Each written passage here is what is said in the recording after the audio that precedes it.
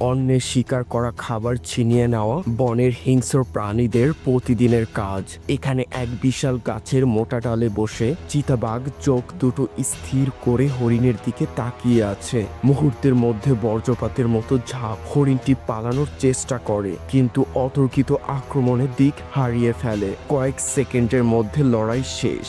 হরিণ ছটফট করতে থাকে নিজের জীবনকে বাঁচানোর জন্য, কিন্তু চিতাবাঘের হিংস্র থাবার কাছে হার মানতেই হয়। কিন্তু হঠাৎ করেই কয়েকটি হায়না চিতাবাঘের উপর আক্রমণ করে আর তার শিকার করা খাবার ছিনিয়ে নিতে চায়। চিতাবাঘ লড়াই করবে তো দূরের কথা, সেখান থেকে দৌড়ে একটি গাছের মগডালে উঠে বসে পড়ে। এত কষ্টের শিকার করা খাবারকে রেখে আসায় আজ চিতাবাঘকে না খেয়েই থাকতে হবে।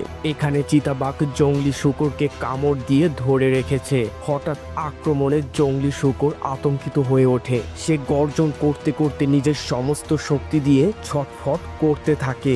মাটিতে গড়াগড়ি খেয়ে ধারালো দাঁত আর শক্ত মাথা দিয়ে সে চিতাবাঘকে ধাক্কা দেওয়ার চেষ্টা করে। জীবন বাঁচানোর তাগিদে জংলি শূকর একের পর এক মরিয়া চেষ্টা চালায়, কিন্তু চিতাবাঘ ধৈর্য হারায় না। সে জানে একটু ভুল মানেই শিকার হাতছাড়া। জংলি শূকর শেষ মুহূর্ত পর্যন্ত লড়াই চালিয়ে যায়, কারণ বনের নিয়ম একটাই, যতক্ষণ নিঃশ্বাস আছে ততক্ষণ আশাও আছে। কিন্তু হঠাৎ করেই একটি সিংহ এসে চিতাবাঘের উপর আক্রমণ করে। অতর্কিত এই আক্রমণে চিতাবাঘ সিংহের সাথে লড়াই না করে সেখান থেকে দৌড়ে পালিয়ে যায়। সিংহ আজ মজা করে অন্যের শিকার করা খাবার আরাম করে বসে খাবে।